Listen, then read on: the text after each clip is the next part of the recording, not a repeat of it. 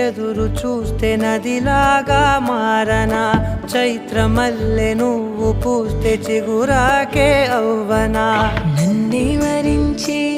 యువరాజును అంట నీ యువ